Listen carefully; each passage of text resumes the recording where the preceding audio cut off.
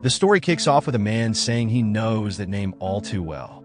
Then we get a breakdown of the guy he's talking about, completely uncontrollable, a sword master who barely leaves his room and basically out of his mind. This man? None other than Ghislain Perdium, the eldest son of Count Perdium. Useless, according to everyone around him. We see the guy Ghislain is fighting, stunned, asking how in the world the top knight of the north just got wrecked by someone like Ghislain. And Ghislain? He just coolly asks if the night feels nice and cozy, bragging about how much he spent on the trap. Then he strolls away, ice cold, throwing a glare over his shoulder, asking if the guy's enjoying himself. The knight can't believe it. There's no way this garbage is the real Ghislain. He demands to know how Ghislain knew about his plans. Ghislain doesn't hold back. He knew everything. Not just the plan, but how many people were involved, who the spies were, and even who sent reinforcements. Ghislain had it all figured out from the start, playing them like puppets. Enraged, the knight says there's no way someone like Ghislain could pull this off, calling him trash. But before he can finish, Ghislain shuts him up with a hard kick to the face, telling him to quit talking. He makes it clear, no matter how many times they try to invade, he's the one who's going to win the war every single time. Ghislain takes off his helmet and asks, "Do you know why?" He answers himself, saying, "It's because I already have all the plans." Suddenly, the scene jumps back to a year ago in the kingdom of Lithuania, near the Perdium estate. We see Ghislain staring at his shaking hands, confused. He touches his throat, shocked to still be alive. He whispers, "Impossible. I was just killed." The flashback reveals him in the middle of combat, his sword flying out of his hand, leaving him wide open. "Damn it," he mutters, just before his opponent slashes him across the chest, deepening the wounds already bleeding heavily. He drops to his knees as a red-haired knight looks down on him, declaring, "This is how it ends." The knight, Idun, one of the continent's 7 strongest noble knights, mocks him. Ghislain Perdium, the Mercenary King, has fallen. Idun states the war is over and asks if Ghislain has any last words. Ghislain, clearly in pain, says, "No, just a shame I couldn't get my revenge." Then, glaring up at Idun, he spits, "I hope you die here." Idun sighs, calling Ghislain arrogant, but admits he didn't expect him to be the eldest son of the fallen Perdium household. He recalls how Ghislain left his family after his sister's death. Ghislain, now suspicious, asks, "How do you know that? You're from a different kingdom." Idun smirks and says, "Of course, I know. I worked hard to track you down. After all, it was us, the ones who allied with the Delphian household, to bring your family down." The words we hit Ghislain like a blow, realizing that more than just Duke Delphian's household conspired against him. With a cold, uncaring gaze, Idun presses his sword to Ghislain's throat. "There's no point in explaining more. You'll be dead soon. Just accept it." Desperate, Ghislain screams, calling Idun a bastard, vowing he'll never forgive him. But Idun remains indifferent. "I don't care." He swings his sword, slicing Ghislain's head clean off, blood spraying into the air as the scene fades out. Ghislain reflects on how he was decapitated in that moment. Yet here he stands, head still firmly attached to his shoulders. He wonders if it was all just a hallucination. Looking at his younger self, he questions if maybe he's been captured, used as a lab rat by the mages. If that's the case, those arrogant fools are going to regret keeping him alive. Suddenly, someone calls out, "Young master." Ghislain turns to see one of the Perdium soldiers, Ricardo, approaching.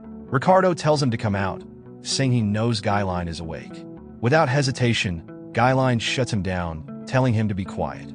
With a cold edge, he presses his blade to Ricardo's throat, warning that he might let him live if he answers some questions, or maybe not. The air around them thickens as Ghislain releases a deadly killing intent. Ricardo, clearly puzzled, stares at him. "What's going on?" "This is crossing a line," he mutters, sighing like this wasn't the first time something strange had happened. Ghislain is taken aback by the casual response, wondering why Ricardo isn't more scared, given the circumstances. "What are you talking about?" he asks. Ricardo casually pushes Ghislain away and says, "You wore yourself out after your tantrum earlier and passed out." Ghislain frowns. "Tantrum? What are you talking about?" Ricardo sighs again, explaining that Ghislain had been throwing a fit about wanting to lead the group to raid some orcs. Ghislain, now even more confused, asks, "What kind of nonsense is this?" Ricardo, with growing frustration, tells him, "You need to get it together, man. Everyone's waiting on us." Ghislain asks where they're heading, and Ricardo, a little surprised, responds, "Where else?" "We're going to the Perdium estate." That statement hits Ghislain like a punch. He grabs Ricardo by the shoulder, demanding, "Say that again." Ricardo, now concerned, asks, "What's wrong?" But Ghislain pushes him further, asking if he means the fallen Perdium estate. At this, Ricardo looks confused. The scene shifts to Ghislain, standing atop a cliff, gazing down at the Perdium estate below. Ghislain looks at the estate, shocked. "It really is my house," he mutters, wondering how it's still standing. He clearly remembers it being reduced to ashes in the past. Ricardo notices his expression and asks, "Did you have a nightmare or something? Calling your own household fallen is too much. If the Count hears that, you'll be thrown out for sure." Ghislain, still in disbelief, pinches his cheek. "Am I dreaming?" But the sharp pain snaps him back to reality. "Nope, that hurts. So this is real." Looking at his reflection in a nearby window, he notices his younger face staring back at him. And the estate, untouched, just like it was before everything went wrong. This can only mean one thing. Either he's traveled back in time or landed in some alternate timeline. His younger self had resented the household, his immaturity fueled by feelings of inferiority. As time passed, people in the family began to avoid him, treating him like a burden. Unable to handle the constant criticism, he ran away from home. Years later, he became a mercenary, surviving countless battles and forging his skills. He had returned to Perdium seeking redemption, hoping to make amends for his past mistakes. But instead of reconciliation, he was met with the ruins of his family's home. Everything he held dear gone. But right now, everything is still here. His family, the people he cares about, they're all still alive. A grin slowly spreads across his face. "I can't believe it," he says to himself, nearly bursting with the urge to celebrate, maybe even sing with joy. But he quickly reins himself in. It's too early to get excited. He recalls something Ricardo had mentioned, the raid on the orcs. Ghislain's smile fades. He knows this day all too well. This is the day most of the raid squad is massacred by the orcs. In his previous life, he had joined that same raid squad, desperate to make a name for himself. Cue the Gambit meme. The report said there were only 3 orcs. Easy enough, especially for someone like him with no experience leading a squad. But when they arrived, it wasn't just 3. There were over 20 orcs waiting for them. Almost everyone died because of Ghislain's stubbornness. He'd insisted on commanding them all, thinking it'd be easy since the orcs had no real strategy. But now, as he faces the same situation again, he knows the real problem is whether these guys will even trust him. They all think he's a useless bastard. Suddenly, something flies overhead. A massive defense fortress comes crashing down in front of him, and soldiers start screaming, "The orcs are here!" Ghislain looks up to see giant, reddish orcs charging straight at them. He wonders, did they show up this fast in my past life too? The battlefield quickly turns into chaos. The orcs are tearing through the soldiers, utterly overwhelming them. There's no way we're winning this, Ghislain thinks. If there was ever a time for plot armor to kick in, it's now, because at this rate he's about to die all over again in his second life. A man's panicked voice cuts through the noise. "Get into formation. Don't panic." It's the raid squad commander, Scoven, trying to rally the troops. Ironic, since panic is written all over his face. Scoven narrowly dodges an orc's blade, gritting his teeth. "We let our guard down. We weren't ready for an ambush like this." He glances around and mutters, "There's way more of them than the report said. At this rate, we're all going to die." Just then, Ghislain calls out to Scoven, making him turn in confusion. "Behind you!" Ghislain yells. An orc is charging at Scoven from behind, ready to strike. Without thinking, Ghislain dashes toward him, putting a hand on Scoven's shoulder and shoves him out of the way just before the orc's attack lands. Scoven, thrown to safety, looks back, confused and shocked. Why? Why would Ghislain sacrifice himself for me? But he's wrong. Ghislain isn't sacrificing himself at all. In one fluid motion, he drives his blade into the orc's hand, cutting through the creature's arm and leg, severing them cleanly. The massive orc lets out a deafening scream before collapsing to the ground, the sheer size of it shaking the earth beneath it. Everyone around is left speechless, staring at Ghislain in disbelief. With a casual flick of his wrist, Ghislain cleans the blood off his blade, muttering, "I guess I still can't use mana. If only I'd come back a little earlier." Ghislain strides over to Scoven, his expression cold. "Are you the commander?" he asks. Scoven, still dazed, just stares at him. Ghislain doesn't wait for an answer. "Hand it over." Scoven blinks, confused. "What are you talking about?" "I want the commander's rights," Ghislain says bluntly. Scoven's face twists in disbelief. "Are you out of your mind? You're an idiot. But this? With everyone's lives on the line? You can't be serious." He stands up, shaking his head. "Do you think this is a game?" Scoven scoffs and starts walking away, muttering, "Even if you're the young master, I can't just hand over the authority the Lord gave me. Not like this." Ghislain sighs, thinking to himself, "This is annoying. Though honestly, I'd probably react the same way if some fool came up to me, demanding the right to command." At that moment, another orc charges toward them, eyes full of fury, ready to avenge its fallen comrade. Scoven, still oblivious to what just happened, yells, "Fall back! I'll handle this!" "Did he just forget what I did?" Ghislain thinks, frustrated. Realizing he has no choice, Ghislain raises his sword, takes aim, and throws it with precision. The blade whistles past Scoven, nearly grazing his back. Scoven spins around, grabbing Ghislain by the collar.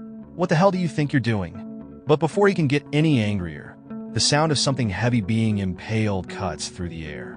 Scoven pauses, confused by the sudden silence. He turns around, and his eyes widen as he sees the orc standing behind him, a sword buried deep in its forehead. The massive creature grunts, stumbles, and crashes to the ground dead. Scoven stares at the fallen beast, completely baffled. How? How did you hit its weak spot?" Ghislain, pulling his blade from the orc's skull, turns to him and asks, "Do you know what's the most important thing in battle?" Around them, soldiers cower behind their shields, trembling from the orc's terrifying battle cries. Ghislain glances at the frightened men. You can't win a battle when your troops are filled with fear. You need momentum. With that, Ghislain, sword in hand, dashes back into the fray, determined to turn the tide of the fight. Ghislain sprints through the debris of the fallen tower, launching himself into the air above the orcs charging at his comrades. In one swift motion, he lands, plunging his sword straight through the head of an orc right in front of everyone. Scoven, watching from the sidelines, can't believe his eyes. Ghislain yanks his blade free, glaring at the remaining orcs. "Come at me," he shouts, his voice carrying over the battlefield. Standing on the head of the fallen orc, he smirks. "I'll kill every last one of you." The orcs roar in response, charging at him as he charges back. The first one swings its massive arm, but Ghislain swiftly slices it clean off before dashing toward the next two. He ducks under a wild swing from one, countering with a quick slash to both of their chests. His blade glides effortlessly, severing their heads in a blur of motion. Scoven watches in disbelief as another orc crumbles, headless, at Ghislain's feet. Is this a dream? Scoven wonders. Even as a mana user, he struggles to keep up with these creatures, so how is this skinny young man taking them down so easily? Despite Ghislain's seemingly unstoppable rampage, his breath grows heavier, and he's clearly tired. Yet, even in his exhaustion, his movements are minimal, precise. He dodges attacks with the smallest of steps, using his swordsmanship to strike at their weak spots, moving like a manaless swordmaster, or maybe something even greater. Ghislain laughs, calling out, "Is that all you've got? I'm not even warmed up yet." He looks around at the orcs in disappointment. "You're supposed to be a warrior species? You're not living up to the hype." As he starts to turn his back, the soldiers who had been watching from afar notice that all the orcs are now charging straight at Ghislain. Panic sets in among the men. "He's running away!" they shout, fearing that their hope is about to abandon them. Scoven stands frozen in place, lost in thought. What is he thinking? He wonders. Ghislain drawing the attention of the orcs was great, but now he seems to be retreating, heading in a direction that makes Scoven's heart race. His eyes widen as he realizes where Ghislain is going, the edge of a cliff, one that overlooks the Perdium estate. Sweat beads on his forehead, panic rising. There's no way, Scoven thinks. He's not actually planning to. Scoven yells to his men, "Raise a shield wall. We follow the first sun into battle." As the orcs charge toward Ghislain, now cornered at the cliff's edge, Ghislain thinks to himself, Scoven must have already figured out my plan, if he's any good as a commander. He smirks. I'd love to cut them all down myself, but with this shitty stamina, no chance. The orcs close in on Ghislain, snarling and ready to strike. But then they hear something from behind, the pounding of boots and shields. They turn to see Scoven and the soldiers, shields up, spears ready. Ghislain grins, eyes gleaming. "Perfect," he mutters, and without hesitation, he leaps backward off the cliff. Now's the time. As Ghislain falls, Scoven roars to his men, "Push them off the cliff." The troops charge with all their strength, driving their shields into the orcs, giving them nowhere to retreat. A brutal struggle ensues, men screaming with effort as they push with everything they have. One by one, the orcs lose ground and tumble over the edge, roaring in panic as they plummet to their deaths. Below, Ghislain has stabbed his sword into the cliff wall to slow his descent. He watches with satisfaction as the orcs fall past him, crashing into the ground below. Fall damage. Should have brought a water bucket, he muses with a grin. Back at the top, the men stand exhausted but triumphant, disbelief washing over them. "We actually did it," one of them says, still catching his breath. Scoven, however, isn't celebrating yet. He rushes to the cliff's edge, calling out, "Ghislain!" His heart races as he spots the first son still clinging to the cliffside, sword buried in a rock. Relief floods over him, and for the first time, he smiles. Scoven extends his hand. "Grab on!" But Ghislain, his strength fading, looks up at Scoven, expression calm. "I can't," he says, voice barely a whisper. His fingers slip, and before anyone can react, Ghislain releases his sword and falls into the abyss below. Scoven's heart stops. This wasn't supposed to happen. As Ghislain plummets, a hazy memory forms in his mind. A soft voice echoes through his fading consciousness, Ghislain. He sees her, his younger sister, Elena, as a child, calling out to him. A flood of memories washes over him. Her laughter, their moments together. But with time, as his attitude worsened, their bond frayed. She grew to resent him, and those precious memories turned bitter. In his dreamlike state, he reaches out, trying to hold onto the fragments of his memories. "Elena," he whispers, "these are my memories of you." Ghislain suddenly feels a tug on his arm. Through his blurry vision, he sees his sister Elena, tears in her eyes, pulling him up. "Let's go together," she says, her voice trembling. Tears well up in his eyes too, and as he tries to respond, his world shifts. His eyes snap open, and he finds himself staring at the ceiling. He's back indoors. Confusion sets in as he looks at his hands. They actually saved me, he thinks, feeling the ache throughout his body, a telltale sign of having pushed himself to his limits. The pain assures him he's alive. As he tries to process the strange dream, a knock sounds on the door. A woman enters, calling his name. "You're awake," she says, relief in her voice. She's carrying a bucket of water, a look of genuine happiness on her face. Her name is Belinda, his childhood tutor. She lets out a deep sigh. "Do you know how worried I was?" she scolds gently. "I told you to let the soldiers handle the orcs." Before she can finish, Ghislain leaps out of bed and embraces her tightly. Startled, she asks, "What are you doing? Did I do something wrong?" "No," he replies softly. "I'm just glad to see you." His voice wavers. He can barely believe she's standing there. Belinda had always been the one person who stood by his side despite his foolishness.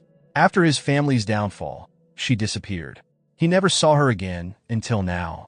Belinda, clearly confused, frowns slightly. "You're acting strange. We see each other every day." Ghislain knows he has to tell her the truth. "Belinda, something terrible is coming to Perdium. A catastrophe. I've seen it." She raises an eyebrow, skeptical. "What are you talking about?" "I died, Belinda, and came back to life."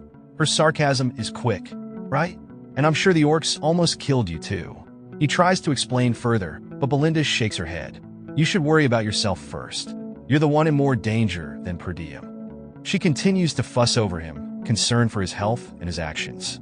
Ghislain realizes convincing her right now won't work. Then she asks, "What would you have done if you were too injured to go to the festival?" Ghislain pauses, remembering the festival.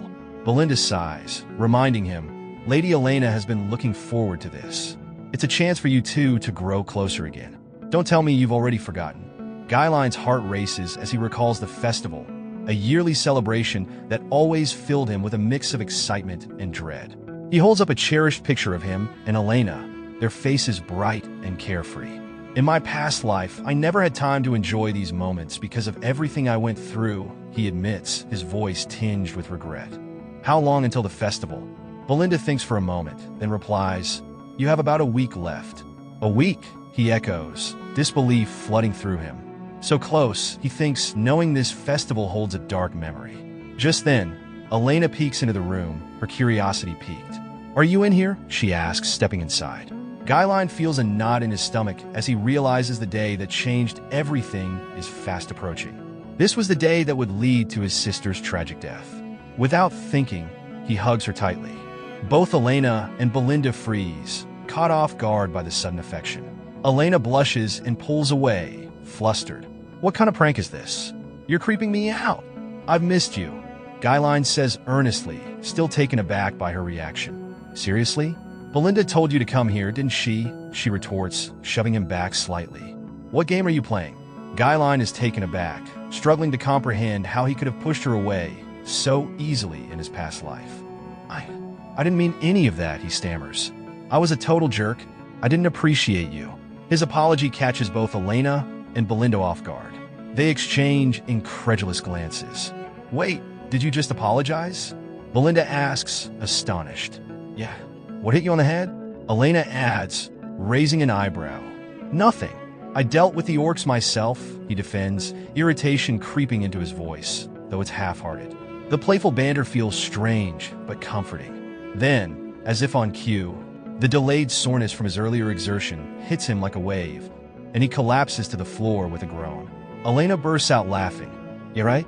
You totally handled them all by yourself." Belinda joins in, shaking her head, and Ghislain can't help but smile, feeling warmth from their laughter. This moment, so simple yet so meaningful, fills him with nostalgia.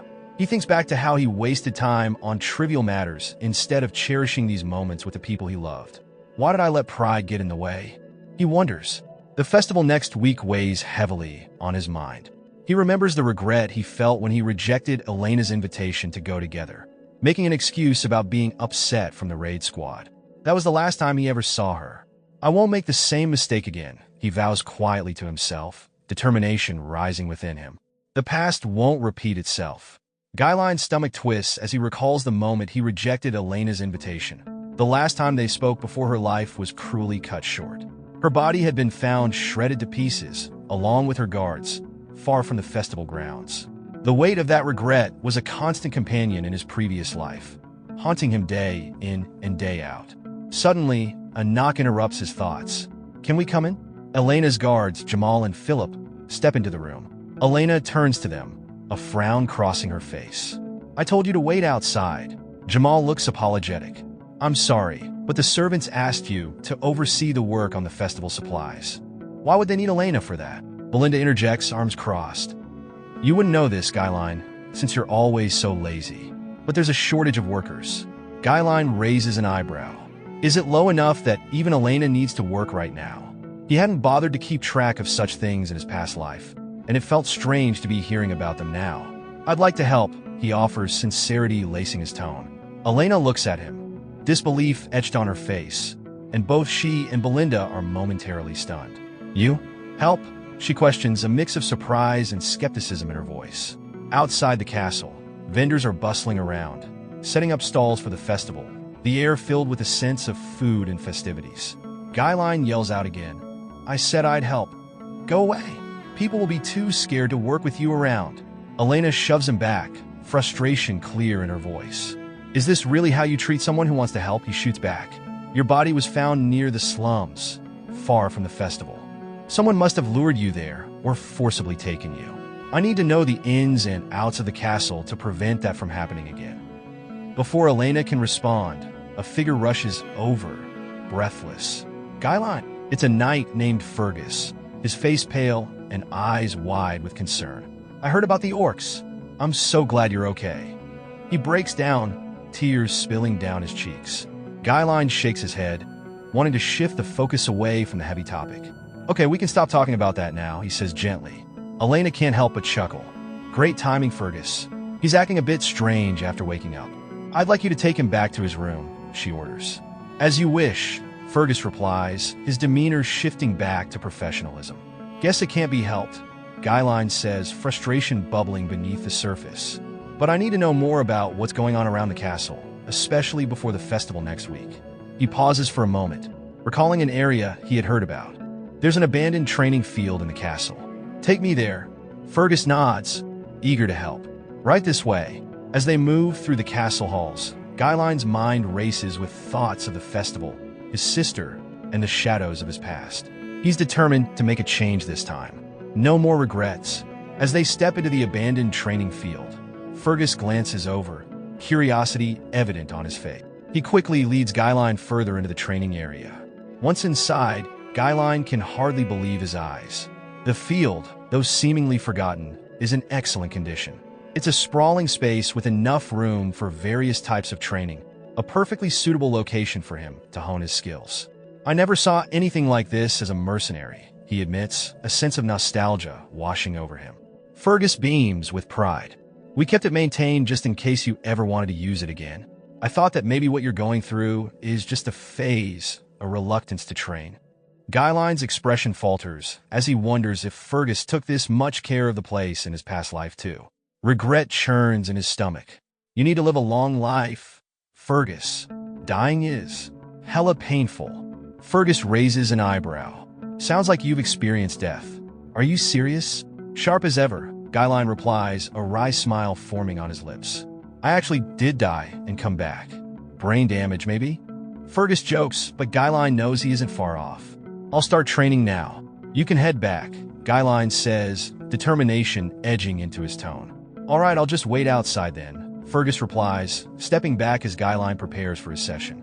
Ghislain reflects on his past, remembering how he'd always treated those around him like they were enemies, blind to the relationships he had. That short-sightedness had cost him dearly. Now, with only a week to prepare, he feels the pressure mounting. In his past life, he had learned that the one behind Elena's death was a lord from a neighboring territory. That event had triggered a war that ultimately led to the downfall of Perdium. Her death had been the starting point of his family's demise. Knowing this, Ghislain resolves to set things straight. First things first, he murmurs to himself, I need to improve my physique. Time is limited, but he knows he can at least master control over mana. Mana, an ethereal resource that enables humans to break through their physical limits. Most people find the first step of sensing and absorbing mana the hardest part, but he had managed to do that even amidst the chaos of battle. Ghislain closes his eyes, focusing inward. He remembers how to connect with the mana particles floating in the air, bundling them together in his mind as if he were spinning a spool. For someone like him, who has fought in thousands, no, tens of thousands of battles, creating a mana core is practically a piece of cake. With newfound resolve, he begins his training, ready to harness the mana and build the strength he'll need to protect his sister and his family from the looming threat. The echoes of his past life fuel his determination, and as he focuses on his breathing, he can almost feel the mana responding to his will, swirling around him in anticipation. As Ghislain finishes tightening his belt, he reflects on the past week of intense training. He had pushed himself beyond his limits, tapping into a technique he had almost forgotten. Creating multiple mana cores, 5 in his past life, was no small feat, and it was an inherently unstable method. His nose and mouth bled from the exertion, a reminder of the cost of such power. 3 is my limit now, he mutters to himself, though he knows he'll push for more in time. This method allowed him to unleash explosive force, but it came at a price, a massive drain on his mana reserves. He recalls the night he lost to Idun in his past life, bringing down an entire order against him when he was already spent.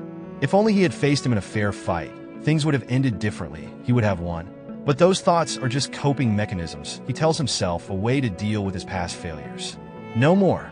This time will be different. He has a youthful body and plenty of time to train. His thoughts turn to revenge, not just against Idun, but against the Delphine family, those bastards who had a hand in destroying his home. He vows to make them all pay. A week later, the festival day arrives, fireworks illuminating the night sky.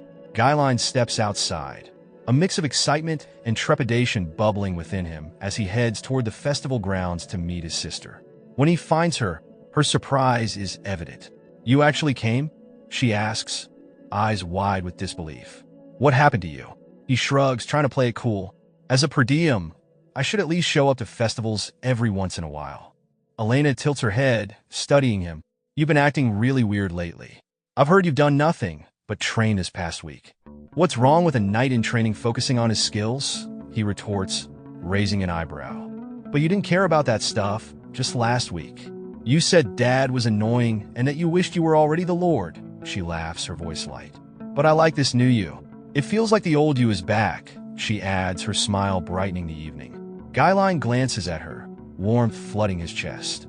I realized something this past week, he says, taking a breath to steady himself. I've wasted too much time. I want to protect those I care about. Walk toward the festival. The sounds of laughter and celebration fill the air. Ghislain can't help but feel a sense of hope, a hope for the future, for revenge, and for rekindling the bond with his sister that he nearly lost. He may have been a piece of shit in his past life, but now he's determined to be better, to protect Elena and his home from the darkness that looms ahead.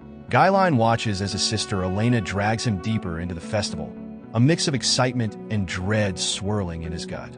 With each step, he can't shake the feeling that something significant is brewing, something that could change everything. His actions this time are different. He's more aware of the ripples they create, like a stone thrown into still water. As they move through the crowded stalls, the vibrant colors and joyful shouts fill the air, but Ghislain's mind is racing. What if this night isn't just another festival, he wonders? What if it's a turning point? After enjoying some delicious bread, Elena, bubbling with energy, expresses her disappointment. It's getting a bit boring, though. Same old stuff every year. Why isn't there anything new? Ghislain shrugs, masking his apprehension. Maybe the festival's just not over yet. He recalls whispers of a hidden performance, an event he believes might shift the atmosphere entirely. I heard from a friend there are new attractions elsewhere, he suggests, trying to sound casual. Jamal, eager to keep the fun going, quickly agrees and leads the way. Let's check it out, he urges. As they walk, Ghislain feels a familiar weight settle over him. Jamal and Philip, his sister's most trusted knights in this life, are key players in the tragic events of his past. Their loyalty cost them their lives while protecting Elena, but in this new timeline, he's determined to alter that fate. Jamal and Philip were the most trusted knights in the feud, having protected Elena since she was a child. In his past life, it was believed they had been murdered while defending her, but now he knows the truth. He decides to follow them, curious about what will unfold. Jamal stops in front of a desolate spot in the slums, gesturing vaguely. We've arrived, he announces. Elena glances around, unimpressed. What is this place? There's nothing here. Are you seriously expecting a performance in a dump like this? Jamal fidgets nervously. I think they're just not ready yet. They'll be here soon, I'm sure. He tries to keep calm, but his unease is obvious. Elena rolls her eyes. Don't be ridiculous. Who in their right mind would perform in this filthy place? Ghislain scans the surroundings, his eyes narrowing. At first glance, it might look like a deserted street, but the obstacles blocking the exits are no coincidence. They've prepared this in advance. Before Elena can respond, she grabs Jamal by the arm, dragging him. We're leaving, she snaps, pulling him along without hesitation. Wait, Jamal protests, trying to slow her down. You're already here. You should at least see the show. She scoffs. I'm not staying in this disgusting place. Ghislain watches with mild amusement. Do you lift weights or something? You're surprisingly strong. His comment only irritates her more. Just then, Philip steps in her path, blocking her escape with a sharp glare. We should wait a little longer, he says in a low, firm voice. Elena freezes, unnerved by his sudden intensity. Why are you both acting so strange today? What's going on? Jamal, rubbing his hands together nervously, gives her an apologetic smile. Sorry, didn't mean to scare you.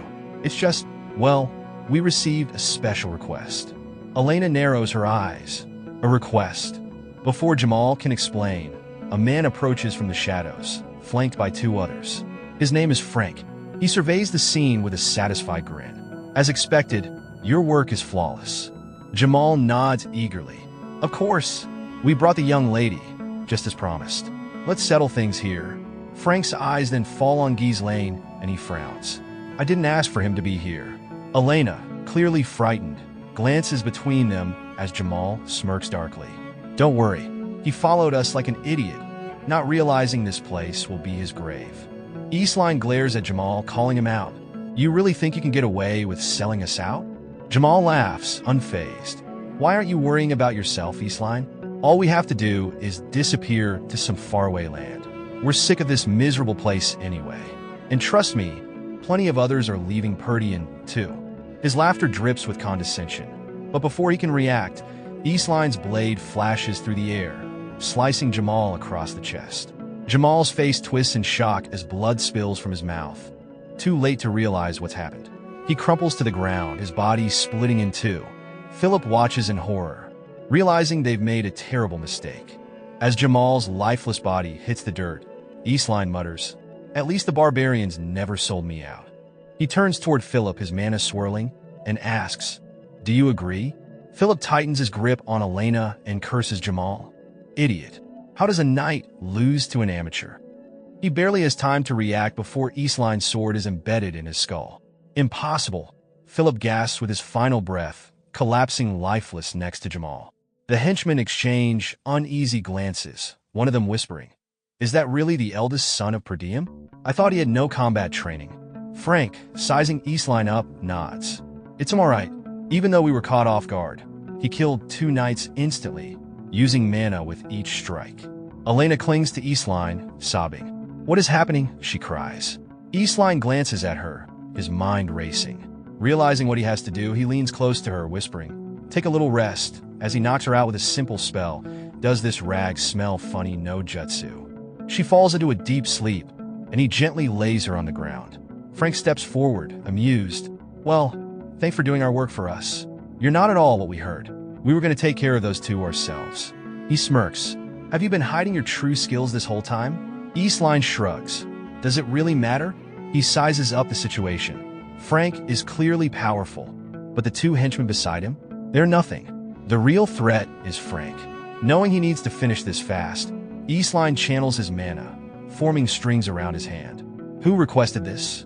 Ghislain asks coldly. Frank grins. "Does a dead man really need to know?" Eileen, sensing Frank's stubbornness, smirks. "I knew you wouldn't give it up that easily." One of Frank's henchmen grins wickedly. "Should we just cut his head off?" Frank shakes his head. "No, we need him alive. Break every limb, make him suffer. He needs to writhe in agony for his shape to be truly beautiful. Now that's art. What a freak." Frank's men rush at Ghislain, weapons ready. Calmly, Ghislain pulls something from his belt, a simple candle. With a quick flick, he launches it into the air. It's a firecracker. "I might be a little slow, but this should do the trick." The henchman hesitates, caught off guard for a split second. That's all Ghislain needs. In a blink, he pierces through the smoke and light, driving his sword straight between the man's eyes. The henchman falls dead, his body crumpling to the ground. The second henchman sneers. "What a pathetic trick." He swings his blade at Ghislain. Ghislain effortlessly blocks the attack behind his back without even turning around. Then, with a swift motion, he wraps his arm around the man's sword, immobilizing him. Pivoting his hips, Ghislain pulls back and swings his own blade in a single fluid motion, beheading the man instantly. Before he can catch his breath, Ghislain senses an attack from above. Instinctively, he blocks it with his sword behind his back again, shocking Frank, who hadn't expected such precision. "That was supposed to be a perfect sneak attack," Frank mutters, eyes wide. Ghislain pivots on his foot, his body spinning upward as he slices diagonally toward Frank. Frank narrowly avoids the lethal blow, but isn't quick enough to escape unscathed. His pipe is knocked from his mouth, and a thin cut appears on his neck. Frank stares down at the fallen pipe, then lunges with a fierce downward strike. Ghislain, now wielding 2 swords, blocks the attack just in time. Frank smirks, pressing down harder. "I'm impressed. If you didn't have enough mana, I would have taken your head right there." Ghislain watches him carefully, thinking, how did he survive a strike to the neck? Maybe he reinforced it with mana to minimize the damage. Frank shakes his head, amused. "No idea where you learned such strange swordsmanship at your age, but none of that matters. You're going to die here." His body glows as he begins to release a surge of mana, his blade crackling with power.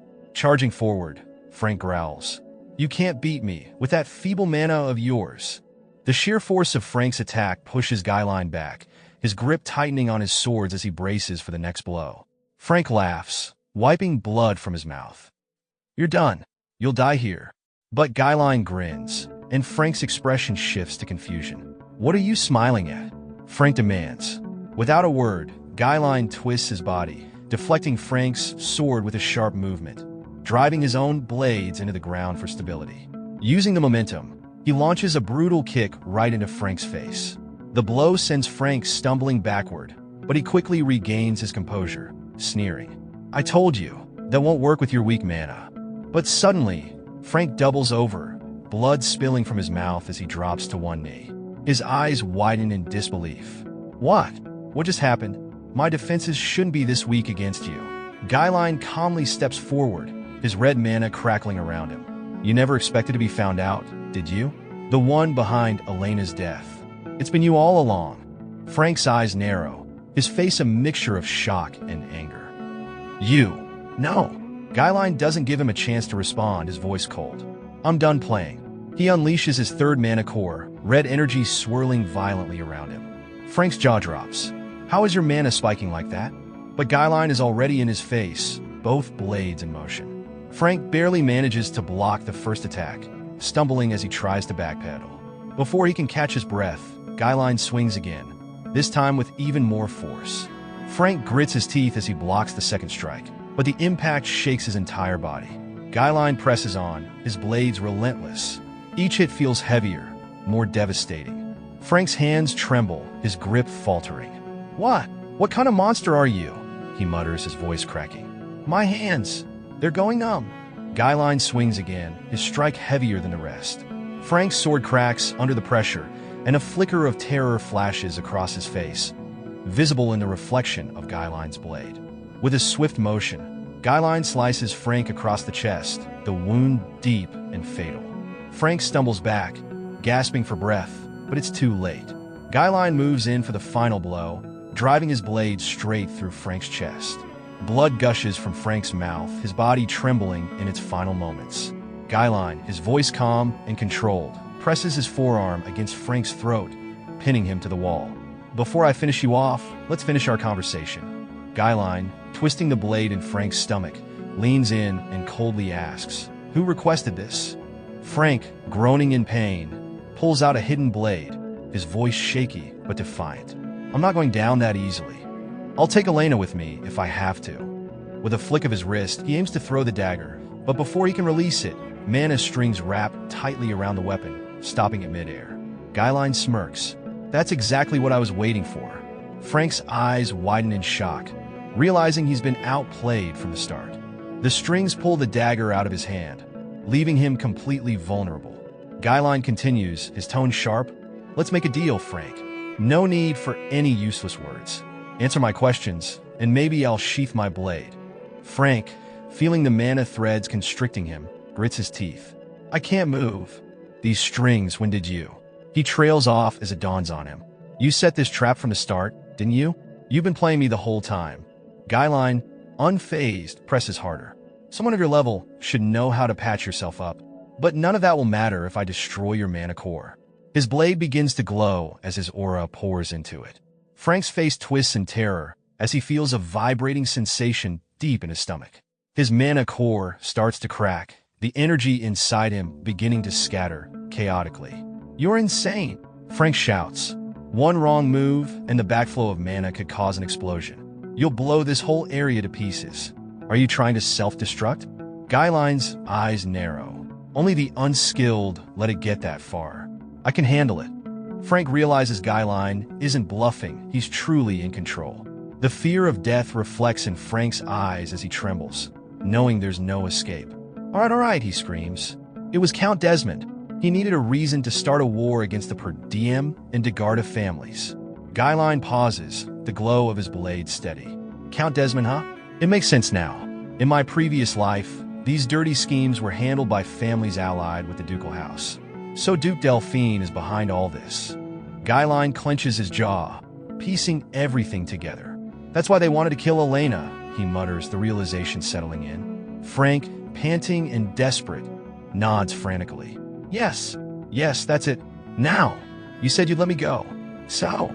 Without a second thought, Ghislain drives the blade clean through Frank's stomach, his cold eyes never wavering. Frank gasps, choking on blood. What are you doing?" "You said you'd spare me." His voice fades as he slumps forward, life draining from his body. Ghislain, staring down at him, whispers, I never said I'd let you live. Ghislain looks down at Frank, his expression calm but dark. What's the matter? He asks, his voice laced with mockery. You've killed plenty in your time, Frank. But now that it's your turn, you're afraid? Frank chuckles weakly, blood dripping from his mouth. It won't matter, even if you kill me. The work for Degardeh is already done. Do you really think anyone will listen to a punk like you? Perdium is finished. The war is coming, and there's nothing you can do. Ghislain places his hand on Frank's face, gripping it tightly. I've got something to tell you. His voice lowers, deadly serious. I died once, and I was reborn. This time, I'll make sure things turn out differently. Without hesitation, Ghislain twists his blade deeper into Frank's stomach, completely shattering his mana core. As the core breaks, a firework explodes in the sky, mirroring the destruction inside Frank's body. The shockwave of the mana collapse paints the walls with Frank's remains. Panting heavily, Ghislain surveys the aftermath, his eyes moving over the bodies scattered around him. He turns his head to check on Elena, relieved to see her still fast asleep. He exhales deeply, the tension finally releasing. Dropping his bloodied sword to the ground, Ghislain whispers, finally. It's over. But his relief is short-lived. He suddenly coughs up blood, falling to his knees, his body trembling, exploding 3 cores at once. That was easy back when I was the Mercenary King, he mutters, wiping blood from his mouth. But I won't go down like this. Summoning what strength he has left, Ghislain drags himself into a nearby house. He remembers something from his past life. When they found Elena's body, there was another, someone else. According to what Frank said about the Degardeh family, there must be a clue here. Under a pile of debris, Ghislain uncovers 2 corpses, the son of the Degardeh family and his escort knight. They had been murdered, likely silenced and framed for Elena's death. This was how they intended to spark the war. As the realization sinks in, Ghislain knows the war is inevitable if this evidence is found. I won't let it happen as they planned, he swears to himself. He pulls out the firecracker, using it to set the house ablaze, erasing all traces of the bodies and the evidence. Carrying Elena in his arms, Ghislain leaves the scene just as someone watches from the treetops, vanishing as silently as they appeared. The scene shifts to an unknown location where shadowy figures converse. One of them speaks, their voice low and displeased. It was a failure. We see the figure who had been watching from the treetops. They're reporting back to a group. We sent guard knights, as well as Frank, our best, but they couldn't handle one girl. Did they get careless, thinking it was easy work? The figure at the center leans forward, anger radiating from him. It's all Ghislain Perdium's fault, he asserts. The others exchange puzzled glances. How does that make sense? Ghislain is nothing but the useless bastard from the north. One scoffs, shaking his head. We all know he's a worthless piece of shit. Are you really trying to pin this on him? The central figure wipes sweat from his brow, nervousness creeping into his voice. No, you don't understand. He's completely different from the rumors and information we have. The brutality of his attacks. He slaughtered his enemies without wasting a single movement. It's like he was always one step ahead, like he was a completely different person. Another member interrupts, his voice dripping with skepticism. But we've already dealt with Degardeh, so it shouldn't be a problem to start anew. The room erupts in anger, each voice louder than the last. You couldn't even gather intel on one kid? This is a massive setback, they shout in unison. Suddenly, a voice cuts through the chaos, commanding silence. All eyes turn to the throne at the end of the room. I will personally take care of Ghislain Perdium, the man seated there declares, a calm authority in his tone. When pressed about his plan, he replies, I'll orchestrate a duel. There's someone I have in mind. Curiosity ripples through the crowd. Who? They ask in unison. Cain Logas, he states confidently. He's renowned for his strength-based swordsmanship. Despite his youth, he embodies power, and I can assure you, no one in the north can rival him. A murmur of approval runs through the room. Plus, Cain is Ghislain's cousin, so their meeting won't seem forced at all. The man on the throne leans back, a glimmer of menace in his eyes. But if you fail again, there will be no next time. Your bloodline will end with you. The man nods fervently, assuring him, I won't disappoint you. Meanwhile, in the training hall, Fergus strides in, breaking the tense atmosphere. Ghislain, it's almost mealtime, he announces. As he speaks, a thread of aura zips past him, snatching Ghislain's sword from the wall. Ghislain's gaze sharpens, and the sword flies back toward him. He catches it effortlessly, exhaling with satisfaction. "That should do," he murmurs, then notices Fergus watching. Fergus's eyes widen, clearly impressed. "I can't help but notice how focused you are on your training. What was that just now?" Ghislain looks down at his sword, still suspended in the air by the aura strings. "I'm using mana like a string," he explains. In his past life, he wielded this technique effortlessly, but now his current skill level means he has to implode his core just to replicate that ability, thanks to his diminished mana reserves. Ghislain focuses, explaining that if he uses just one thread, he can conserve mana while still maintaining control. Fergus looks intrigued, saying he thought Ghislain had trained his mana for a long time, but he's never seen anything like this before. "Just a little while ago, you weren't using mana at all, let alone training with it. How did you come up with an idea like this?" Ghislain cuts Fergus off, curious. "Did you need something?" Fergus nods, a serious expression crossing his face. "I just wanted to stop by to thank you for protecting the young lady." "Why are you thanking me? That's something I should have done naturally." "Now let's go eat," Ghislain replies. A few days later, the festival is on hold, and the tension is palpable. The young lady sits in her room, pouting. "Why does everyone think I'm lying? Ghislain was the one who saved me. You should go tell them," she complains. Ghislain shrugs. "It's fine. They won't believe him anyway." Belinda crosses her arms, frustration evident. "I'm just mad that Jamal and Philip tried to get rid of me. They're perverts." Ghislain reassures her. "They're just relieved you survived. I've managed to prevent the war for now, but I know they won't give up. I can't handle this alone forever. I need to build a military force." Just then, another friend enters, bringing food.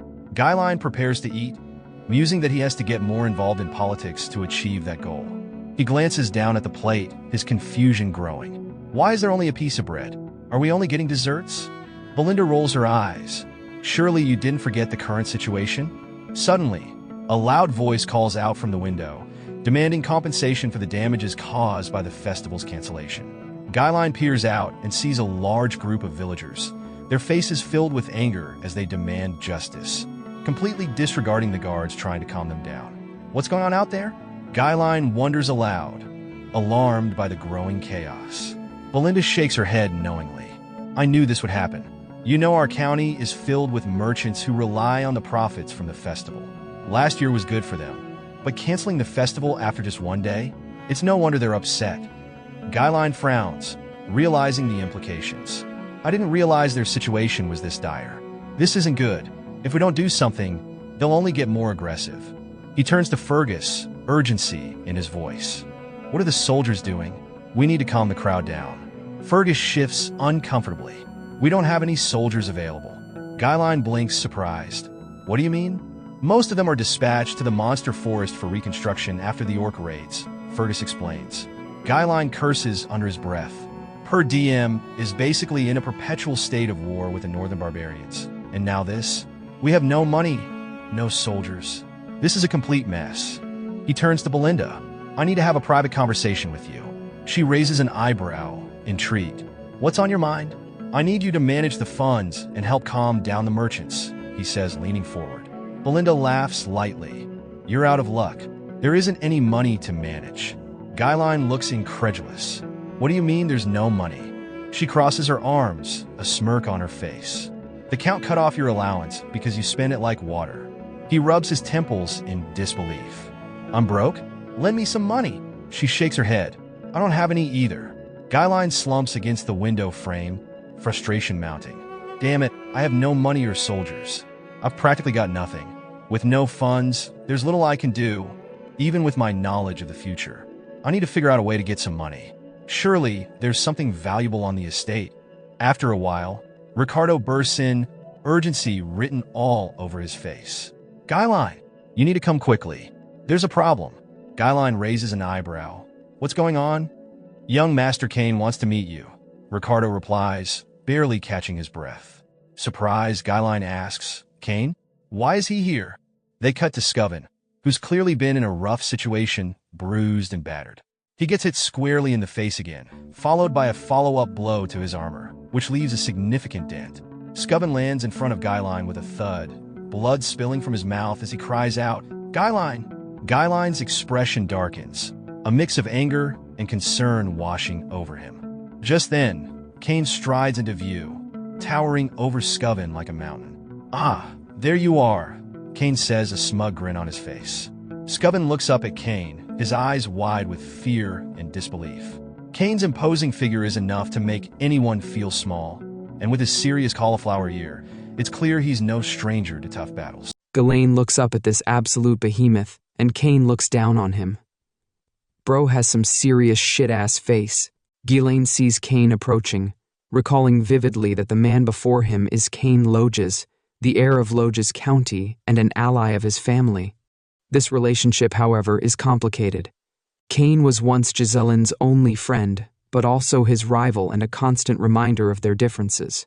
Cain was a figure of power and authority, someone who always seemed to look down on Ghislain.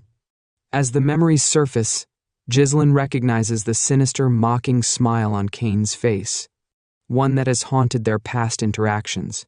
Cain slowly advances, and tension hangs thick in the air. Turning to Ricardo, who is visibly nervous and sweating, Ghislain asks how the situation escalated to this point. Ricardo hesitates, but explains that their unit had responded to a disturbance at a tavern. Upon arrival, they encountered Cain with his escort knight. Cain had immediately asked if the rumors about Ghislain were true, rumors that exaggerated his heroics. Commander Scoven, trying to clarify, shared the details of those rumors. However, Cain had reacted violently, grabbing Scoven by the face and accusing him of lying to the heir of Loges. That act set the current events into motion. Cain, overhearing the explanation, interjects with a twisted grin, pointing out the supposed inaccuracies in Ricardo's story. He mocks the rumor, emphasizing that it painted Ghislain, who is seen as someone who never trains, as a warrior capable of defeating orcs barehanded and subduing traitorous knights alone. Cain claims his assault on Scoven was a necessary correction, a way to bring the supposed lies into perspective, blaming Ricardo and the others for exaggerating and causing the incident. Cain's voice drips with condescension, his smile never faltering. Ghislain watches Cain closely, thinking about how well he knows this side of him.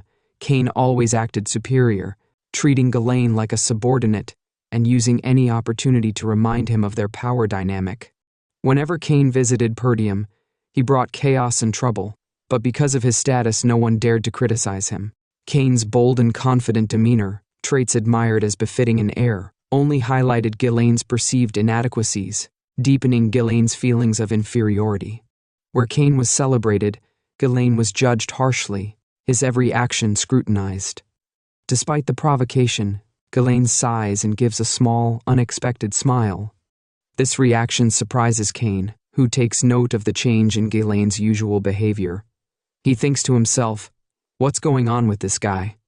Normally, he would have charged at me by now with this kind of provocation." In the past, within a visitor room at Loges County, Cain Loges met with a mysterious figure named Zero from a secret organization. Zero's mission was to persuade Cain to kill Ghislain. When Cain questioned if the desire to eliminate Ghislain was genuine, Zero confirmed it, promising that success in this task would earn the support of a powerful backer for the Loges family. Although Cain claimed that dealing with Ghislain would be easy, he raised a concern. Ghislain was still an heir, making an assassination complicated. Zero presented a solution. They would stage a duel between Cain and Ghislain, disguising the murder as an accidental result of a trivial conflict between noble heirs. Zero even offered to assist, disguised as an escort knight to orchestrate the event. Reluctantly but intrigued, Cain agreed to the plan, remarking on the irony of having to kill his own cousin. As they prepared to depart, a thought lingered in Cain's mind. Was Ghislain being targeted because he had changed in some way? This idea brought a sinister smile to his face. In the present, Cain interrupted Ghislain's thoughts by calling out and questioning why Ghislain was just standing there. When Ghislain appeared confused, Cain demanded that he bring out the preparations made for him. Ghislain, unsure, asked what he meant. Cain, laughing, reminded him of the festival's interruption and proposed having some fun, claiming they'd always enjoyed such activities together. This prompted Ghislain to recall how Cain had once forced him to arrange alcohol and women for entertainment, a demand he had complied with in the past to avoid a beating. He remembered how Cain's demands had drained his resources, even causing his financial support to be cut off, as Belinda had scolded him for. Reflecting on this, a realization sparked in Ghislain. Cain himself had been the source of his financial troubles. Now he will solve that, and a newfound determination glimmered in his eyes. In an instant, Cain interrupted Ghislain's thoughts, impatiently urging him to hurry up and deliver what he was supposed to. Ghislain complied, but mentioned that Cain owed him a debt, which confused Zero, Cain's escort knight. Cain, defensive and caught off guard, asked what Ghislain meant. Ghislain clarified that he had paid for all of Cain's demands out of his own money, and it was time for Cain to repay him. A total of 1,000 gold, including interest. Alarmed and indignant, Cain protested, arguing that it couldn't have cost that much and pointing out that Ghislain did it as a sign of appreciation for their friendship. Cain labeled it a friendship fee, but Ghislain dismissed the notion, declaring he'd been treated as Cain's doormat for too long. Smirking, he warned Cain to pay up or face a beating, emphasizing that he was in dire need of money. The atmosphere in the tavern grew heavy with shock, and even Ricardo, one of the onlookers, was taken aback by Ghislain's sudden assertiveness. Cain, clearly provoked, descended the stairs and berated Ghislain for acting bold. He accused Ghislain of being delusional, referencing a rumor that Ghislain had defeated a knight. Cain labeled him a disgrace and a parasite, claiming that people from the north ridiculed him for being all talk. Enraged, Cain prepared to strike, clenching his fist and moving into a punching stance. Ghislain, however, stood unmoved, his eyes obscured. When Cain threw a punch, Ghislain leaned back effortlessly, dodging with ease and astonishing the crowd. Cain, growing angrier, swung again in a wide arc, but Ghislain ducked and delivered a solid punch to Cain's stomach, forcing him to cough up blood. As Ghislain laughed, he aimed another punch at Cain's face. Though Cain managed to block it, he wore a twisted grin, which Ghislain noticed. But Cain fell to the ground, clutching his stomach, coughing up more blood and writhing in pain, leaving the onlookers in disbelief. Zero rushed to Cain's side, visibly concerned, asking if Cain was all right, but Cain didn't respond, remaining silent. Ghislain taunted Cain, telling him to stop whining and get up. Claiming he knew Cain had blocked the punch, Zero, alarmed, shouted at Ghislain to step back and question what he was doing. The tavern was filled with confusion as people speculated about the altercation, questioning if Ghislain had actually beaten Cain, and if anyone had seen it clearly. Ghislain, sensing the growing tension and realizing Cain's plan, smiled knowingly. Cain, grinning, leaned in towards Zero and whispered, "How's my performance?" Zero whispered back, matching the grin, confirming that Cain had framed Ghislain as the aggressor, setting the stage for a duel. Cain, feeling the moment was crucial to his plans, thought about how this was a rare opportunity to secure powerful allies and make a lasting impression. He recalled Zero's words back in the visitors' room at Loges County, where success would lead to the Loges family earning the support of an influential figure. With dramatic flair, Cain pulled out a glove to challenge Ghislain, accusing him of slandering his honor and attacking him under the pretense of seeking the truth. He began to announce his challenge, but was interrupted when Ghislain swiftly threw his own glove at Cain's face, declaring, "I challenge you to a duel. Cain Loges." Cain, both shocked and enraged, glared at Ghislain. Ghislain firmly continued, accusing Cain of insulting him, the rightful heir, in front of the people of Perdium, and attacking his knight, which dishonored the nobility's dignity. He made it clear that Cain wouldn't be able to deny his actions. Cain, laughing bitterly, mocked Ghislain for his perceived foolishness, claiming he was digging his own grave. Drawing his sword, he pointed it at Ghislain and accepted the challenge, warning him not to regret it, even if it meant losing his life. Ghislain ordered Ricardo to bring the protesting merchants outside the castle. Ricardo, confused and unsure of Ghislain's plan, wondered what he was up to. Ghislain, smiling confidently, assured him to tell the merchants that he was about to make them a lot of money. The festival, which had reached a peak of excitement, was unexpectedly cancelled, cooling the atmosphere. Tourists who couldn't return were left frustrated, having wasted their time and money. The event was left in a state of unresolved excitement. In such a scenario, any new event could help alleviate the tension. Ghislain, standing on the stage surrounded by a crowd, faced Cain, who had drawn his sword.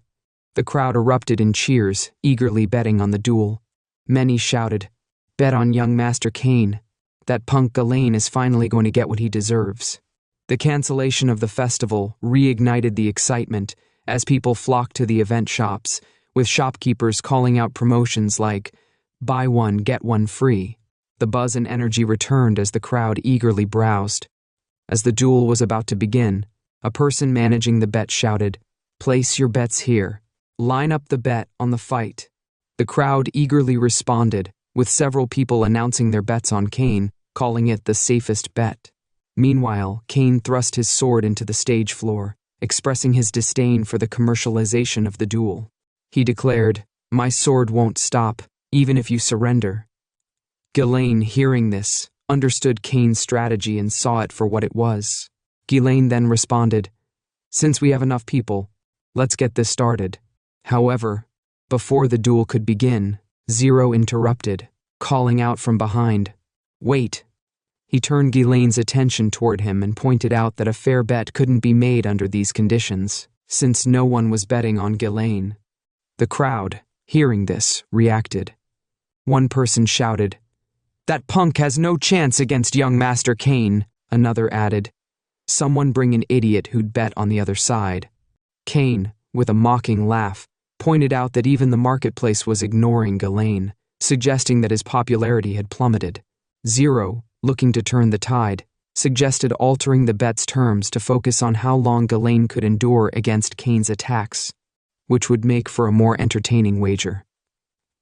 At this moment, Scoven, severely injured and supported by Ricardo, walked up to the betting table, slammed a bag of money down, and bet on Duke Ghislain. This caused a smile to spread across Ghislain's face. Just then, Elena, Ghislain's sister, entered the scene, placing her own large bet on Ghislain by slamming a bag of money on top of Scoven's, surprising everyone, including Ghislain. She confirmed with the betting manager that her bet was valid, despite the earlier warnings from Belinda. The manager, after a brief hesitation, agreed that it was sufficient. With the bets in place, Zero signaled to Cain on the stage.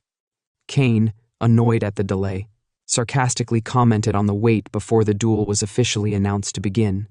Ghislain, trying to assert his authority as the older brother, made a remark about how it would be strange for him to make the first move.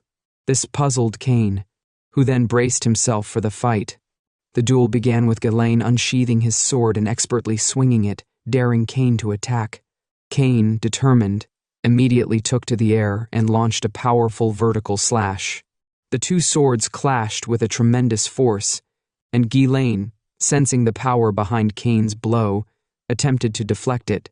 Cain taunted him, saying Ghislain had already compromised his dignity, and quickly followed up with another strike, using the hilt of his sword to strike Ghislain's blade, forcing him back. Cain didn't stop there. He seized the opportunity to grab the blade of his sword and use it again to strike with the hilt, aiming to land another blow on Ghislain. Ghislain managed to dodge, but the hilt of Cain's sword slammed into the ground. Using his agility to the fullest, Cain leapt and delivered a powerful kick to Ghislain, who dodged it once again. However, the force of the kick cracked the ground beneath him. The crowd, witnessing Cain's overwhelming strength, started to murmur in awe. They began to make comments about how Cain was dominating the fight, and that Ghislain wouldn't be able to endure even a single hit. This reinforced Cain's superiority, with the crowd increasingly convinced that Ghislain stood no chance. Cain smiled at Ghislain, who remained emotionless and steady, maintaining his focus on his opponent. Belinda, sensing the escalating tension from Cain's overwhelming presence, anxiously turned to Elena, urging her to intervene and stop the duel before it escalated further. Zero, however, knew it was already too late for Ghislain. He realized that once someone decided to face Cain in battle, they were already doomed. Kane's immense power would force the opponent into a position where they were only able to evade, exhausting all their energy on defense. With no chance for a counterattack, their inevitable exhaustion would leave them vulnerable, and Kane would ultimately win. Kane, true to his nature, laughed and launched multiple attacks at Ghislain, who expertly dodged every blow with remarkable speed and agility. Kane recognized Ghislain's continued evasiveness, noting that his skills had clearly improved, which made sense to him.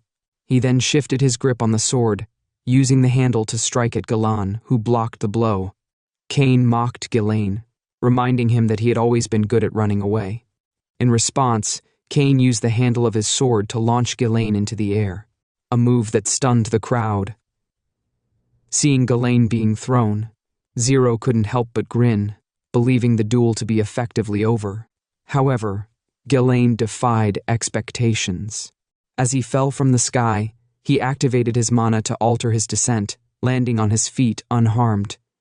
Furious, Ghislain surged toward Kane with renewed determination. Ghislain, feeling that Kane had crossed the line, decided to stop holding back. With a surge of determination, he launched a fierce counterattack, cutting through Kane's defense and landing a powerful blow. This unexpected turn made Zero nervous.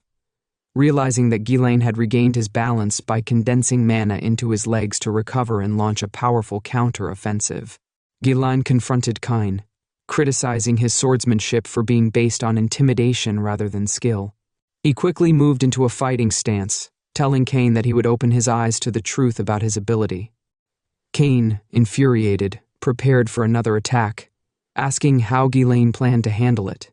In a flash, Ghislain closed the distance between them, blocking Kane's attack with his leg and countering with a series of rapid, precise sword strikes. Kane, growing more desperate, attempted a thrust, but Ghislain dodged and decisively stepped on Kane's sword to pin it to the ground. Seizing the opportunity, Ghislain struck Kane's neck with his sword, leaving Kane on his knees, blood spilling from his wounds. The crowd was stunned by Ghislain's prowess, their shock giving way to murmurs of admiration. Some expressed disbelief that Kane, the favorite in the duel, had been so decisively outclassed. Elena, watching from the sidelines, expressed confidence that her brother was strong and would succeed, while Belinda, Scoven, and Zero were left in stunned silence at Ghislain's unexpected dominance. Kane, kneeling and assessing his injuries, realized the wounds were shallow, leading him to wonder if Ghislain had intentionally held back. He was puzzled by the level of skill Ghislain had demonstrated. Meanwhile, Ghislain, standing tall and seemingly unconcerned, casually tossed aside his sword and announced that he would now fight Kane without it. He explained that the gap in their abilities was so vast that it wouldn't provide any challenge to fight with weapons. Ghislain, now unarmed, declared that he would teach Kane a lesson with only his bare hands. Kane, baffled and angry, asked Ghislain if he was serious about educating him. Ghislain responded calmly, proposing a handicap due to Kane's swordsmanship being superior. He suggested they switch to a bare-handed fight, where Kane was supposedly stronger, and upped the stakes by betting an additional 2,000 gold that he would win. The crowd reacted with surprise at both the change to a bare-handed fight and the increased bet. Zero, initially nervous from witnessing Ghislain's sword skills, began to smile sinisterly as he realized Ghislain's challenge to a hand-to-hand fight could work in their favor. He thought it was a bold move that might give Kane an advantage. The betting manager eagerly declared the change in the event, and people rushed to place their bets. Some backed Kane, believing a physical challenge would be foolish, while others, particularly those who had seen Ghislain's skill, started betting on him. Kane laughed and mocked Ghislain's suggestion to fight barehanded. He discarded his coat and prepared to fight with his sword, saying he would still use it. However, Belinda yelled at him to pick up his sword and fight properly. Kane swung his sword furiously, shouting insults, but Ghislain dodged effortlessly. As Kane's sword hit the ground, Ghislain closed in and delivered a powerful punch to Kane's leg, causing him to stagger. Before Kane could recover, Ghislain followed up with an uppercut to his chin, sending him crashing to the ground. The crowd was shocked, and many started to believe that Ghislain could actually win. Ghislain, after dominating Kane in their duel, told Kane to get up, claiming that the fight hadn't even begun yet. Cain quickly regained his footing and attacked Ghislain with his sword, delivering multiple strikes, but Ghislain effortlessly dodged each one. After a brief exchange, Ghislain disarmed Cain by twisting his sword hand and delivered a powerful kick to his chest. As Cain struggled, he reflected on how Ghislain used to be meek and subservient to him. But now Ghislain was outmatching him. Cain's internal thoughts focused on his desire to defeat Ghislain to secure the Logis family's future. Despite Cain's struggles, Ghislain continued to overpower him. Eventually, Cain collapsed to his knees, his body battered and trembling, unable to fight back. Ghislain grabbed Cain by the hair and commented on how he pitied Cain's father. He pointed out that Count Logis had drained his family's resources to support Perdium out of friendship with Ghislain's father, while Cain, in contrast, had other ideas about the future. Cain, weakened, began recalling a past conversation with his father, where he had questioned why they continued to support Perdium, despite the fact that it was a failing land. He had begged his father not to assist them anymore, but his father had simply explained that their friendship with Perdium's leaders was reason enough. Back in the present, Cain, with his face beaten and bruised, awaited the final blow from Ghislain. Expecting the punch, Cain closed his eyes, but to his surprise, Ghislain stopped just short, declaring that the lesson had been taught. He offered Cain his hand to help him up. Cain, humbled and defeated, admitted his defeat. Acknowledging Ghislain's victory, the audience became shocked and remained silent for a moment, before erupting into mixed reactions. Some cheered Ghislain's victory, while others lamented their lost bets.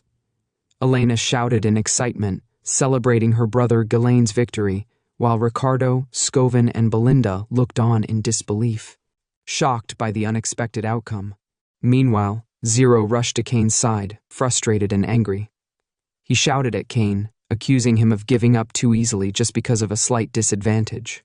Zero, furious, demanded Cain explain himself. Cain, worn out, resignedly replied that he was done. Zero, seething with anger, thought to himself that Cain was too weak to live up to his expectations. At that moment, Ghislain called out to Zero from behind, asking if he understood what had to be done now. Zero, confused, turned to Ghislain, who then announced to the crowd that Zero had volunteered to cover all the meat and drinks for everyone gathered. The crowd began to buzz with excitement, eager for a feast. Zero, in shock, shouted back that he never agreed to such a thing, and demanded Ghislain withdraw his statement. Ghislain placed a hand on Zero's shoulder, calmly explaining that the cost of the feast was the price Zero had to pay for losing the duel. He added that the cost wouldn't be deducted from the original bet, and with a subtle use of mana, Ghislain forced Zero to kneel before him, reminding him that an additional 2,000 gold would be added to the bet's total. Ghislain warned Zero that if he ran away, the consequences would be severe. Trembling with fear, Zero reluctantly agreed. Afterward, Ghislain moved away from the stage, leaving Zero behind, and the next day, in Ghislain's room, he opened a heavy box filled with gold coins. Surprised by the amount, Ghislain thought about how he could hire a small mercenary group with this much money. He realized that although it was a significant amount, it wasn't enough to accomplish his business plans quickly. He needed to prepare faster. As Ghislain pondered this, Elena and Belinda approached him. Elena asked where Ghislain planned to spend all that money. Ghislain, slightly teasing, asked if she wanted some, but Elena dismissed the idea, claiming she was just curious. Belinda, with a knowing smile, chimed in, saying it was obvious that Ghislain wanted to use the money to buy an extravagant gift for Lady Amelia, whose birthday was coming up. She remarked how transparent Ghislain was. Elena, surprised, teased her brother, saying he was doing all this just to impress his fiancée. Ghislain was confused by the mention of a fiancée and questioned if he even had one. Ghislain, confused about the mention of a fiancée, turned to Elena and Belinda for clarification. Belinda teased him, claiming he was pretending to be clueless out of embarrassment, while Elena revealed that they were referring to Amelia from Rayfold County. Ghislain's expression grew serious as he recalled Amelia, a noblewoman known for her kindness and equal treatment of all, which had earned her the support of her people. However, he remembered that she would eventually betray them, becoming the Witch of the North after inciting a rebellion. This moment triggers a shift in Ghislain's thinking. He smiles as a plan forms in his mind, then turns to Belinda, asking when his father will return. Upon hearing that his father will be back in about a week, Ghislain decides to visit Rayfold County. Belinda is confused by his sudden decision to go, especially since it is not yet Amelia's birthday. But Ghislain reveals that he intends to collect money from her. Meanwhile, in Rayfold County, the narrative transitions to Amelia's actions, which are depicted in stark contrast to her eventual betrayal. Amelia is shown as a deeply compassionate figure, going so far as to offer her shoes to a poor child, an act symbolizing her selflessness and generosity. Despite the child's initial hesitation, Amelia insists that she, as the land's lady, should be the one to walk barefoot if anyone must. She then ordered her knights to provide food and shelter, and they swiftly carried out her commands, offering assistance to the homeless people she had helped. The scene then shifted to Amelia in her garden, where her escort, Knight Bernath, was massaging her feet, praising her for her acts of charity. Amelia, reflecting on her father's strict rule over his territory, commented that while he demanded obedience, it was ultimately the rulers who provided for the people that earned their loyalty. Bernath, her escort knight, praised her for winning the people's hearts, which would help her in her bid for succession. However, when Bernath mentioned the duel, Amelia became frustrated, questioning why he had not won. To which Bernath explained that he had intentionally lost to avoid drawing attention to her too early, as it was not yet time to reveal her true strength. Amelia, satisfied with his loyalty, reminded him not to be weak. Amelia then inquired about the merchants, specifically the Artium Merchants Guild. Bernath reassured her that they were handling the reconstruction of the Forest of Beasts outpost, which had been damaged by orc attacks in Perdium. The materials for the reconstruction were being procured through their guild, effectively recouping the support funds Count Rayfold sent to Perdium each year. They were also recruiting soldiers and knights from Perdium, many of whom were battle-hardened and highly skilled. Amelia instructed Bernath to keep their operations discreet, maintaining the facade of an ordinary merchant guild until they had built their strength. Just as they discussed this, a butler arrived with news that Ghislain Perdium had come to visit, saying he had something to discuss regarding the merchant guild. Both Amelia and Bernath were taken aback by this. In the visitor's room, Ghislain greeted Amelia, who responded coldly, reprimanding him for arriving unannounced and questioning his lack of manners. Ghislain explained that he had come to give her an early birthday gift. Ghislain placed a single flower branch on the table, explaining that he had picked it up from the Artium Merchant Guild, commenting on its pleasant fragrance. He mentioned that he planned to buy flowers from them regularly, but paused, asking if he remembered the name correctly. Amelia's expression soured slightly, and she stood up, dismissing him. She coldly stated that now that she had received his gift, she was leaving. However, Ghislain, with a serious tone, used mana to enforce his command, telling her to sit down.